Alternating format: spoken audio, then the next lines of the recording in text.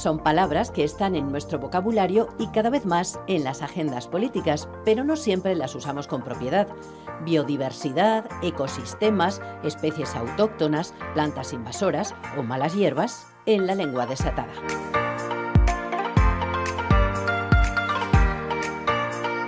El término científico es la palabra resultante tras el plegamiento de su significado. Varias palabras replegadas de forma eficiente en el interior de una sola. El origami del léxico.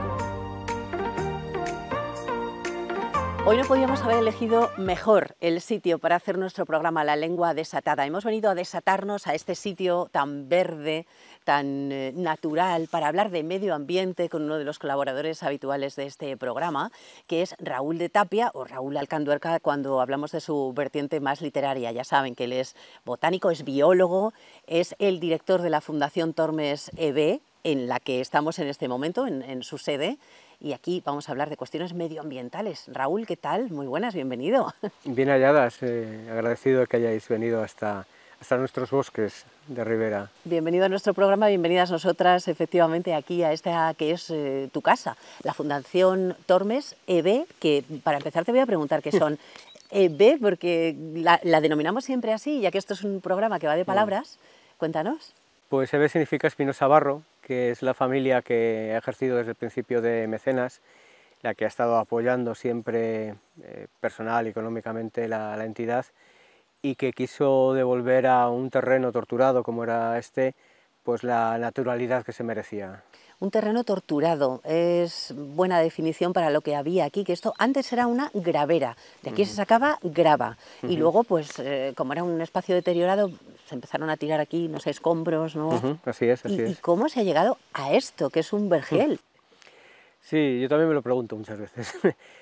Con mucho trabajo, con mucha técnica, con mucha vocación, con un equipo multidisciplinar, con mucha paciencia, porque para ver los cambios tiene que pasar el tiempo, y con mucha ayuda de la propia naturaleza, en este caso del agua, ¿no? Y de las condiciones de resiliencia, ¿no? De la capacidad de superar los impactos que tienen las zonas de las orillas de los ríos. Bueno, es un lugar que es una joya para los que no hayan venido, que lo hagan en algún momento en Almenara de Tormes, el Centro de Iniciativas Ambientales, siguen las indicaciones y llegan enseguida, y aquí pues podrán disfrutar de este espacio que es un regalo, ¿no? En medio del ruido, estar aquí y poder hablar de eso, de medio ambiente. Hoy hemos querido hacer un programa pues a raíz de una palabra que yo te consulté a ti, pues viajando me encontré con unas plantas que a mí me parecían muy bonitas, pero dije, uy, hay demasiadas, a lo mejor es que son lo que llaman plantas invasoras, y tú me dijiste, hay mucho que tratar ahí, ¿no? Antes de llegar a las plantas invasoras, te vamos a pedir, Raúl, que nos expliques algunos términos que yo creo que no empleamos bien, ¿no? El primero de ellos es uno que, bueno, yo hace nada me he dado cuenta de que es que eso se mide, o sea, que no es una palabra así en general. Cuando hablamos de biodiversidad, tú llegas a un sitio y dices, uy, ¿cuánta biodiversidad? Bueno, hay que matizar mucho, ¿no? Cuando hablamos de biodiversidad, ¿a qué nos referimos? Bueno, si analizamos directamente la palabra sería la diversidad de la vida, ¿no? Biodiversidad. Se refiere a todas esas variantes, todas las posibilidades de vida que existen en la Tierra, y que no solo se refieren a las especies, ¿no? Al oso, al lince, al aliso o al acebo. Se refieren también incluso a su acervo genético, a su variabilidad genética. Pongo un ejemplo con el romero. El romero es capaz de producir flores de distinto tamaño. Hay romeros que más o menos sacan las flores todas iguales, ¿no? muy semejantes, y otros que son más heterogéneos, tienen flores más grandes y flores más pequeñas. Eso es variabilidad genética. ¿Y en qué le beneficia? Pues que el número de polinizadores en aquellos que tienen flores de distinto tamaño va a ser mayor, porque habrá insectos que sean de menores dimensiones y entren en las flores más pequeñas, y los que son más voluminosos entren en las más grandes. Si tú tienes flores solo de un tamaño, estás cerrando mucho la ventana de aquellos que te pueden polinizar, y polinizar quiere decir que vas a producir después semilla, ¿no? Una vez que has fructificado. Entonces la diversidad genética es importante, la diversidad de especies, hemos partido de ella, y subiendo de escala tendríamos la diversidad de ecosistemas, es decir, de formaciones de flora, fauna y otros componentes que luego comentaremos, que terminan conformando pues todos estos distintos paisajes naturales que conocemos. Entonces, todo eso es la biodiversidad, de especie, genética y de ecosistemas, y claro que se mide. Así que eso, aunque llegues a un sitio y veas que hay muchas plantas, pues a lo mejor todas son prácticamente las mismas, hay 2 o 3 variedades y bueno, pues entonces mucha biodiversidad no es que haya, hay mucha vegetación, pero eso es otra cosa, ¿no? Sí, nos dejamos llevar por el ojo. Claro, claro, es la primera impresión, ¿no? Hombre, aquí llegas y dices, uy, aquí hay mucha biodiversidad, aquí hay, aquí de verdad podemos decir que hay mucho de todo. Que en un paseo puedes escuchar 43 pájaros distintos cantando. Eso se mide, eso sería la riqueza de especies, 42 especies distintas. La diversidad en este caso, medida matemáticamente, lo que cuantifica es no solo el número de especies, sino el número de individuos por especie y cómo se reparten esos individuos con respecto al resto, porque puede haber muchas aves muy distintas, pero de repente una de ellas que sea muy dominante, entonces baja realmente la diversidad desde el punto de vista estadístico o en este caso ecológico, no he entendido la ecología como ciencia, con lo que tan importante como tener muchas especies es que se encuentren en un reparto de individuos, de ejemplares, idóneo. Lo tendremos en cuenta cuando usemos esta palabra biodiversidad, a ver a qué nos estamos realmente refiriendo. Y tú has mencionado antes otra, que es ecosistema, y es que ahora me llama mucho la atención, Raúl, seguro que a todos los que están en casa también, que ahora hablamos de ecosistema para todo. Hay una reunión, pues por ejemplo, de empresas y decimos el ecosistema empresarial, el ecosistema cultural, de los investigadores, sí. O todo ese ecosistema. ¿Realmente qué es el ecosistema? Sí, sí. Yo me quedé muy sorprendido cuando la empecé a escuchar, sobre todo en el ámbito artístico, en el ámbito cultural, ¿no? Ahí funciona como sinónimo de ámbito, el ámbito artístico, el ámbito empresarial. Lo que ocurre que, bueno, estas palabras que traspasan el ámbito científico suenan muy bien, ¿no? Dan un poco de caché al diálogo, ¿no? A la presentación. Un ecosistema, prefiero contarlo a través de un ejemplo, es decir, si vemos estamos aquí en un bosque de ribera, ¿no? Si vemos un bosque de ribera, el bosque de ribera va a estar integrado pues, por los carrizos y las espadañas que están en primera línea de agua, luego los sauces, vamos a tener los alisos, los fresnos, los últimos que estamos empezando a recuperar desde hace unos años, los olmos autóctonos.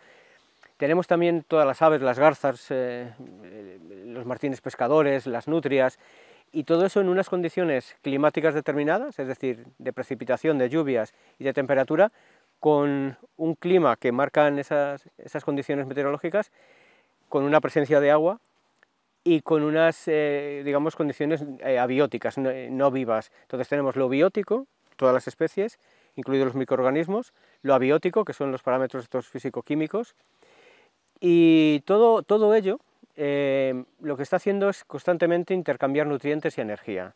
O sea, unos se comen a otros sin acritud, aquí no hay maldad, y se está produciendo ese flujo de energía. Todo en su conjunto sería un ecosistema. Al final un ecosistema es un sistema de elementos vivos y no vivos que están interactuando y que en un momento y en un tiempo determinado y que tienen ese flujo de energía y de nutrientes. Al final es un constructo humano para tratar de parcelar la naturaleza y tratarla de entender, porque hay lugares que no sabes exactamente si estás en un ecosistema u otro. Hay un ejemplo que a mí me encanta, cuando vas hacia la zona de Tamames y llegas a las entradas de la Sierra de Francia, en el que las encinas y los encinares dejan de ser encinares y empiezan a entrar los robles, y hay un momento en el que hay encinas y robles juntos y no sabes muy bien serían dos ecosistemas en qué ecosistema estás, ¿no? ¿no? Además esas zonas de transición tienen un nombre, se llaman ecotonos. ¿Ecotonos? Ecotonos, son zonas de transición de un ecosistema a otro, de unas condiciones a otras. Entonces, la palabra ecosistema permite, como os decía, tratar de conocer el funcionamiento de la naturaleza encapsulándola, ¿no? Tratando de hacer partes para entenderlo. El problema que estamos viendo en el uso de la palabra ecosistema dentro de estos ámbitos empresariales, culturales, artísticos, musicales, bueno, ya está sentado, no va a haber vuelta atrás, evidentemente, pero sí hay una manera de utilizar la palabra ecosistema, que se utiliza mucho en los medios de comunicación, que es utilizarlo en singular. Y cuando dicen, nos preocupa mucho el ecosistema de la Sierra de Francia. No, lo que te preocupan son los ecosistemas de la Sierra de Francia, porque a lo mejor lo que te preocupa es la naturaleza de la Sierra de Francia. Entonces, se usa como sinónimo, ¿no?, de claro, naturaleza, y no se lo utiliza es. en singular como sinónimo, y ahí es donde existen ya errores, ¿no?, a la hora de utilizarlo, porque realmente la diversidad de ecosistemas que existen en un mismo lugar son muchas, son muchas. Entonces no podemos tratar en singular lo que es plural. Lo que es plural. Bueno, en ese sentido metafórico que hablábamos antes, pues tiene su lógica y hasta es bonito, ¿no? Si es un ecosistema en el que se reproducen las experiencias artísticas, o hay muchos artistas, unos, digamos, que se alimentan a otros culturalmente, pues eso tiene su sentido el emplearlo así. Quiero preguntarte, antes de llegar a eso que decía yo al principio, de las plantas invasoras, por las especies autóctonas, porque creo que ahí es donde está parte de la clave, ¿no? Cuando hablamos de especies autóctonas, exactamente ¿a qué nos referimos? Las especies autóctonas son aquellas que han evolucionado y se han desarrollado en un espacio determinado y en un tiempo determinado, ¿no? Podemos hablar de nuestras encinas de los montes mediterráneos, que llevan miles de años viviendo aquí, y lo que hace es que se han adaptado a las condiciones climatológicas, las condiciones del suelo de ese lugar, y son las propias de ese lugar, serían las especies nativas. ¿Bien? Aquí en Salamanca podríamos hablar, pues evidentemente, como digo, de la encina, podríamos hablar de los robles, podríamos estar hablando en la zona del norte de los hayedos, podríamos hablar en las zonas marítimas de las praderas de Posidonia, es decir, cada uno de estos entornos tiene sus especies propias, sus especies nativas. Claro, lo que es nativo aquí no es nativo en otro lugar, y es donde entraría en contraposición otro término, que es el de alóctono, ¿no? Alóctono. ¿De qué hablamos con alóctono? Son las especies que están residiendo en un lugar, pero realmente han evolucionado de manera natural en otro. Hay una planta que a mí me encanta, que da muchos problemas, que es el plumero, este que utilizamos en los jardines, la hierba de la pampa. Los plumachos, que llaman en algunos sitios también. La hierba de la pampa, en la pampa, forma praderas de miles de hectáreas, es un continuo y es su lugar original. Cuando la hemos traído aquí a España para utilizarla en jardines, sobre todo en el norte, ha empezado a silvestrarse, ha empezado a ocupar lugares que no son el suyo, y ha colonizado laderas, acantilados, cerros enteros, ¿no? Entonces es una especie alóctona que viene de otro lugar y que la utilizamos aquí. Exótica, podríamos decir también. Sí, es un símil, la palabra exótico es un símil. Va muchas veces asociado a fauna o a planta exótica invasora, que es el caso, por ejemplo, de la hierba de la pampa, pero sí tenemos muchas especies alóctonas que no dan problemas, me explico. Los parques y jardines están llenos de especies alóctonas. Tenemos castaños de Indias, tenemos los magnolios, tenemos los cedros del Japón, tenemos los cedros del Líbano, ¿no? en lo que era la avenida Alemania y que se llamó en un tiempo. Entonces tenemos muchas variedades de plantas dentro de parques y jardines que son alóctonas, pero que no son invasoras. Ajá, no son invasoras porque, bueno, no le hacen, aunque por ejemplo la hierba de la pampa sí que es bastante dañina, ¿no? Sí se puede calificar como especie invasora, ¿no? En el norte, por supuesto. De hecho, existen programas de lucha contra esa planta. En las zonas más del centro, más frías, como le cuesta reproducirse, no por ahora, y digo por ahora, no está saliendo de los lugares, digamos, ajardinados. Pero es preferible que esas plantas que se sabe que pueden escaparse, evitarlas. En el caso de Salamanca hay una planta que nos llama mucho la atención cuando llega el mes de abril, finales de marzo, que cubre el río de una capa rojo verdosa, que es como un manto, que la gente dice ya está el río lleno de algas. Realmente es un helecho de dimensiones muy reducidas, es la zoya filiculoides, que entró aquí debido a su utilización en los acuarios. De repente llega a los ríos y genera problemas. Muchas de estas plantas, también la zoya ha podido entrar en los barcos que van moviendo mercancías a lo largo de todos los continentes, y en las aguas de descarga, en las aguas que permiten la flotación de los barcos y que dependiendo de las necesidades que tengan, las expulsan o no, pues llegan a las zonas de los puertos y muchas veces, si son plantas de agua dulce, pueden entrar por las cuencas de los ríos ascendiendo. Y luego una especie como es la zoya, que tiene una reproducción por esporas, que son microscópicas, se quedan pegadas en las patas de los pájaros, se mueven y se reproducen un montón, ¿no? Sí, sí. Yo te hablaba en concreto, el día que yo te consultaba esto de esto es una especie invasora, era en concreto lo que llaman el jengibre hawaiano, que en el norte, por lo que he leído, en Galicia está empezando a proliferar por todas partes. Es una planta preciosa, con unas flores preciosas amarillas. Pero claro, está ocurriendo esto, ¿no? Que se come a otras plantas autóctonas. Tienen una capacidad de implantarse y de ocupar el entorno en el que están, que genera dominancia, dominan sobre el territorio, y lo que hacen es eclipsar por completo el resto de las plantas. Es decir, no llegan a poderse reproducir, no llegan a poderse estar. En el caso del jengibre de Hawái, que es curioso porque realmente es una planta que viene de Himalaya y coge ese nombre, no solo en el norte de España, en Portugal también es muy presente, en las Azores, que es de donde venía la conversación, parece el paisaje original, y evidentemente en esos lugares, como sería Azores, ya va a ser imposible retirarla. Pero me pregunto, ¿y qué hacemos? O sea, ¿qué pasa con eso? ¿Hay que evitar ese tipo de plantas que vienen de otros lugares? ¿Hay que evitar que proliferen, plantarlas en los jardines? ¿Es mejor evitar? Aquellas que te van a generar problemas, sí. Es decir, el jacinto de agua, una planta que prolifera en zonas de ríos de manera muy extensa, y en el caso de Mérida, por ejemplo, ocupó todo el río y llegó a tal punto que no se veía el río. Entonces, las necesidades que tenemos las poblaciones con respecto a los ríos son muy altas, no solo el agua de boca, sino el agua sanitaria, el agua de riego, etc. Si tú tienes dificultades para bombear ese agua porque tienes el río completamente colapsado por una planta, estamos teniendo un problema económico. Es decir, es un problema ambiental, sí, pero es que es un problema económico estamos hablando de millones de euros, ¿no? Entonces, ahí es donde tenemos que valorar qué hacer.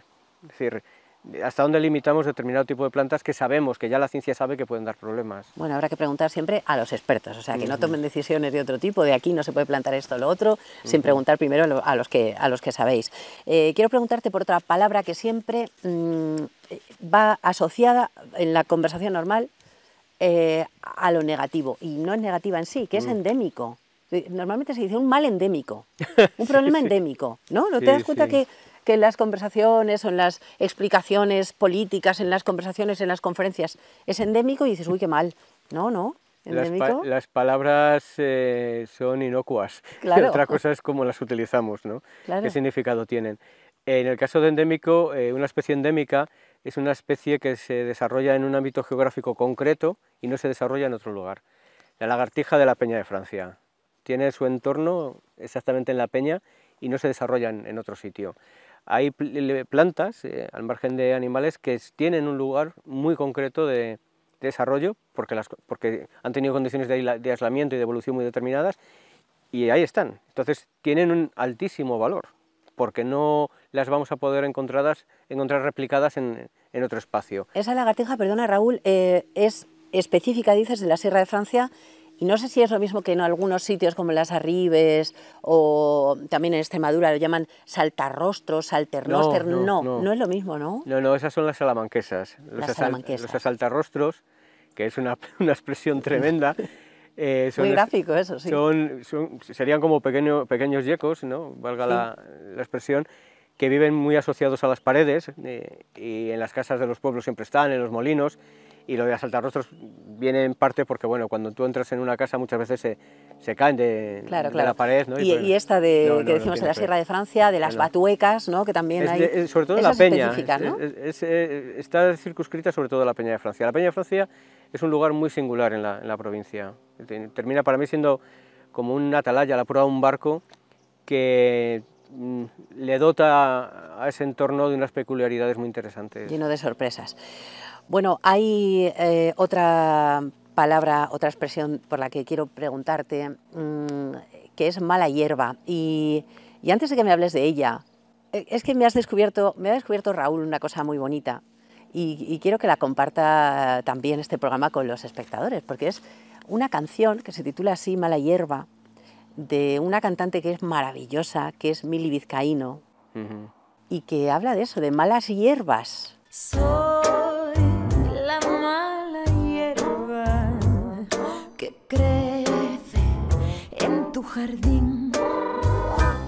Me cortas el pelo, yo te hago el amor.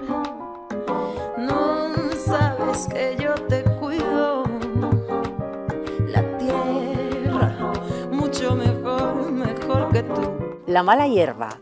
A ver, en cuanto tienes un jardín y te sale una pequeña hierbecita que ya no mola, ya no es bonita, ya es una mala hierba. ¿De qué hablamos cuando hablamos de malas hierbas? A ver, yo odio esa expresión. Y mira que cuando me comentó Mili Vizcaíno que quería hacer un disco que trabajara un poco todas las condiciones de la naturaleza, porque no solo habla de las malas hierbas, habla también de las aves, pues empezamos a trabajar las letras para meterle un contenido, ¿no? de qué se puede hacer, qué no se puede hacer y sobre todo clarificar, ¿no? Entonces las malas hierbas son al final aquellas que están en los lugares que nosotros no deseamos. En la naturaleza no existe el concepto de maldad. Ni la flora ni la fauna, ni las bacterias, ni los virus, ni cualquier otro organismo de cualquier reino tiene digamos, intencionalidad de hacer el mal. Es decir, eso es una cuestión moral nuestra. Se busca la vida, digamos, ¿no? Sí, sí, la vida se abre camino, no hay más. Entonces, cuando una de estas plantas está apareciendo en un cultivo o está apareciendo en un jardín y no es deseada, la consideramos mala hierba. Hay un montón de especies que tienen ese comportamiento. Aun cuando la responsabilidad de que se sitúen allí está asociada a nuestro uso. Es decir, si tú tienes un cultivo de lentejas de la Armuña y tienes unas condiciones de cuidado, ¿no? de ese cultivo determinadas, va a haber otras especies que se van a sentir muy cómodas allí, como es el caso de una planta parásita que se llaman los jopos, que viven a expensas de las legumbres, ¿no? En este caso de las lentejas. Cuando tienes un campo de cereal que está bien trabajado y de repente vemos esas conquistas de amapolas y de azulones, pues son especies que se le están dando todas las condiciones para que ellas también estén cómodas, ¿no? Otra cosa es que en un momento dado no queramos que estén allí. Entonces, realmente la expresión botánica sería arvense, que son las plantas que están asociadas a los cultivos. Van a estar compitiendo en muchas ocasiones por los mismos nutrientes, por las mismas condiciones de luz, y no siempre son tan perjudiciales como se critica, ¿no? Entonces el concepto de mala hierba es un concepto totalmente humano, porque de hecho lo que es mala hierba en un determinado sitio, en otro lugar es un manjar. Y pongo el ejemplo de la verdolaga. La verdolaga, que la gente la llama mala hierba en los huertos, Carmen Ruscalleda, la cocinera, Michelin, hace una salsa de verdolaga con unos calamares y tal, con las sepias, que es un delicatessen. En Portugal la verdolaga se sigue cultivando y de hecho te la venden en las fruterías. La presencia en los huertos nuestros está muy asociado a que en el pasado fue un cultivo, ¿no? Entonces, al final es una decisión bastante arbitraria, ¿no? El hecho de que una planta sea mala o sea buena. Sea considerada mala hierba. Bueno, ves, otra cosa con la que tenemos que tener cuidado, otra expresión con la que tenemos que tener cuidado, y me gusta mucho ese giro que le ha dado Mili Vizcaíno, también con tu ayuda, y cómo es en sí el vídeo de esa canción y cómo lo han planteado, es una joyita. Y me gusta mucho cómo lo hayas descubierto y que nosotros también se lo podamos contar a los espectadores del programa. Bueno, como no nos queda tiempo para mucho más, Raúl, voy a pedirte como siempre, para que vayamos haciendo la biblioteca de la lengua desatada, un librito que nos traigas. Pues un libro que me encanta desde hace muchos años, que lo descubrí de una manera muy casual. Bueno, lo descubrí ahí gracias a Radio 3, que cueste, pero te estoy hablando cuando tenía 18 años. Había una versión leída de Lara López con música de Paul Winter, que de hecho la podemos encontrar en la red, está en YouTube, y es El hombre que plantaba árboles, de Jan Giono. Es un libro preciosísimo, hay un montón de ediciones, esta tiene el prólogo de José Saramago, hay otras ediciones que tienen el prólogo de Saramago y el epílogo de Joaquín Araujo, las hay con unas ilustraciones magníficas, otras más sencillas, Yo durante un tiempo me he dedicado a coleccionar ediciones de este libro, pero las termino regalando todas y me quedo siempre solo con uno, pero bueno. Bueno, pero lo tienes en tu mente, que es lo importante. Y es una muy bella historia que para mí se asocia mucho a lo que conseguimos aquí, ¿no? Que fue recuperar un bosque, y es la historia literalmente de un pastor que plantaba árboles en una tierra perdida y que lo convierte en un gran bosque. Aquí sois un poco pastores que plantáis árboles también, ¿no? Esa metáfora es muy bonita. Bueno, y vamos con... nosotros no nos resistimos a sacar aquí nuestras palabras chungas, las que personalmente no nos gustan, y a ver qué has pensado para triturar hoy. Invasora o invasión. Invasión o invasora. Sí, creo que cualquier invasión, si no es de bondad, cualquier invasión me genera cierta distancia. Cualquier invasión nos parece que no nos viene bien, y en este terreno del medio ambiente la hemos desarrollado hoy. Invasora, planta invasora, que ha sido una de las palabras que han salido en el programa. Y bueno, para irnos como siempre con algo positivo, la palabra que vamos a rescatar y a guardar. La más bella para mí, biodiversidad, que al final es la diversidad de la vida. Sí, señor. Creo que eso es por lo que debemos trabajar.